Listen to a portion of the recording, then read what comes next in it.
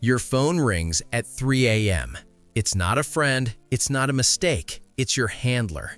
They don't say a name, they just give you a set of coordinates and a single code word. You've spent 5 years living as a technician in the heart of Tehran, building a life that is a complete lie. Your job isn't to fix machines. Your job is to wait for the moment the bubble around the supreme leader pops. Most people think being a secret agent is like a movie, explosions, car chases, and gadgets, but the reality is much quieter, much more analytical, and infinitely more terrifying. You aren't just an intelligence officer, you are a hired ghost. Today, we are going deep into the most complex mission on Earth, the attempted neutralization of a supreme leader like Ali Khamenei. This isn't just about a bullet or a bomb, it's a convergence of ambient intelligence, digital warfare, and a psychological strain that can break even the strongest mind. If you succeed, you change the course of history.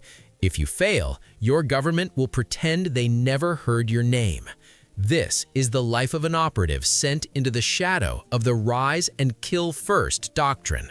2. The selection, the making of a ghost. You weren't chosen because you're a martial arts expert. In the real world, super soldiers get noticed, and noticed people get caught.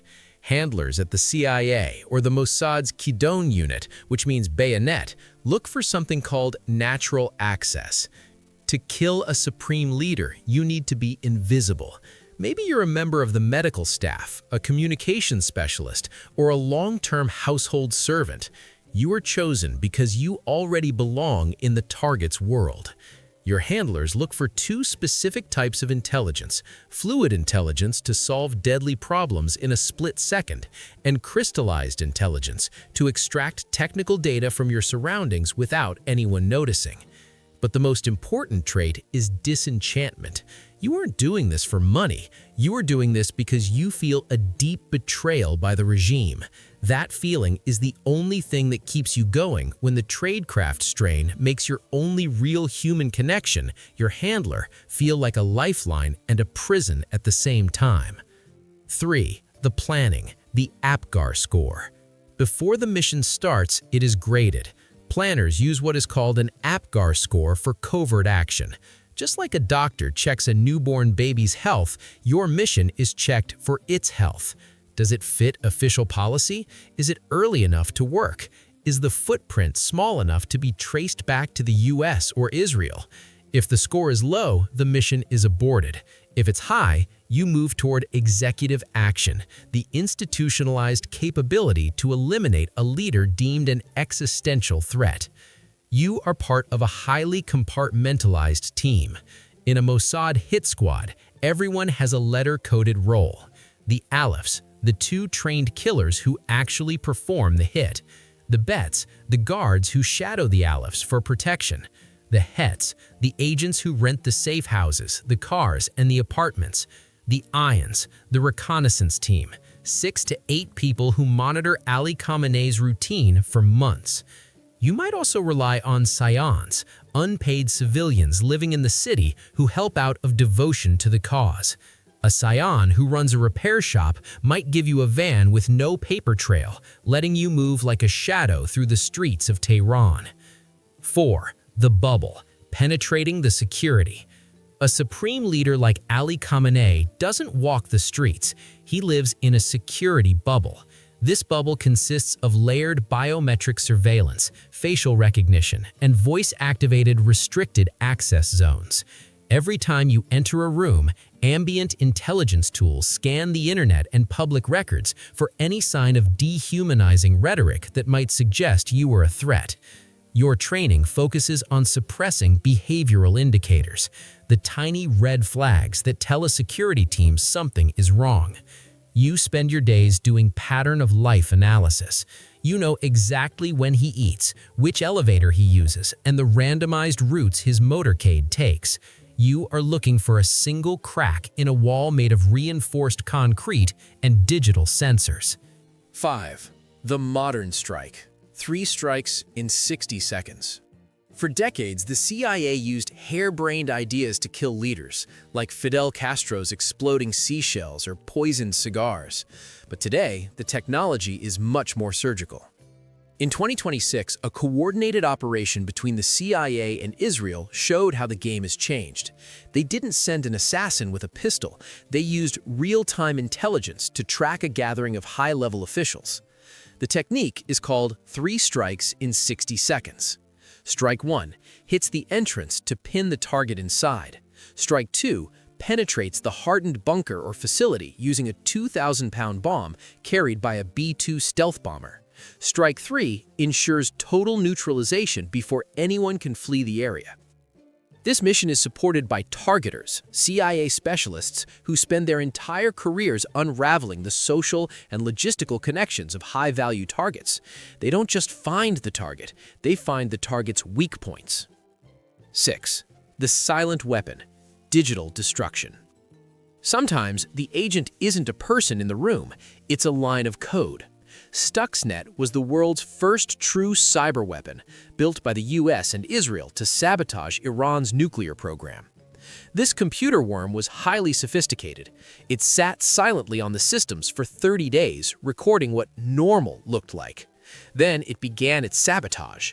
It manipulated the valves to overload centrifuges while feeding back normal data to the monitors. The Iranian scientists were looking at their screens, and everything looked perfect. But right in front of them, their machines were physically tearing themselves apart. This is the future of neutralization, weaponized data that can cause physical destruction without ever firing a shot.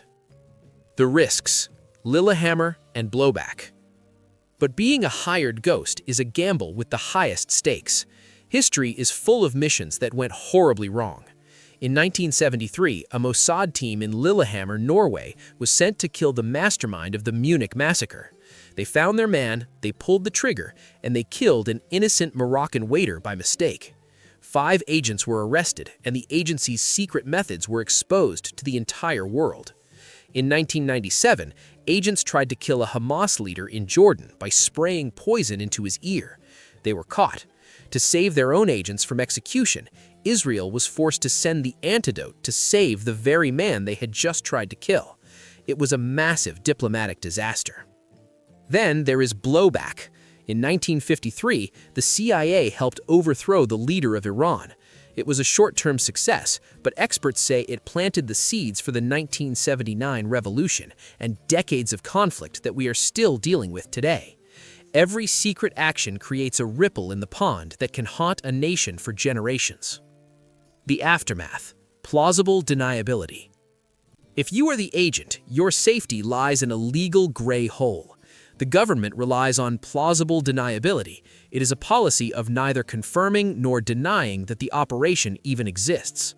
In the US, a group called the Gang of 8 is supposed to be told about these secret missions, but often they can't take notes, they can't talk to legal experts, and they can't tell their own colleagues what they've learned. This total absence of credible transparency means you're operating in a world where the laws of war are often rewritten in the dark.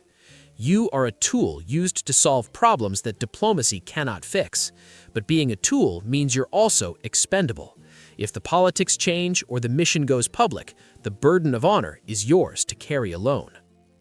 The human cost, the perpetual ghost. What does it really feel like?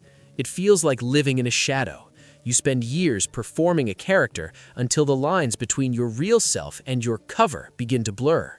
Your work is rarely recognized. You won't get a medal. You won't even be able to tell your family what you did today. You are a perpetual ghost, an instrument of a state's survival, operating in a world that denies you even exist. You live with the moral dilemma of spying every single day. You know that your success might save lives, but it will also create new enemies. You are the one who has to pull the trigger or upload the code, and you are the one who has to live with the consequences. The world of intelligence is moving toward automation, ambient intelligence, and weaponized data. The next generation of agents might never leave their desks, fighting wars through code and satellite-guided strikes. But whether it's a B-2 bomber over a bunker or a digital worm in a centrifuge, the objective remains the same: to remove a threat while keeping the hands of the government clean. So the next time you see a news report about a mysterious explosion in Tehran or a leader who passed away suddenly, remember the ghosts. Remember the years of surveillance, the APGAR scores, and the people who live in the gray holes of history. Because in the world of the CIA and the Mossad, the most successful missions are the ones you will never hear about.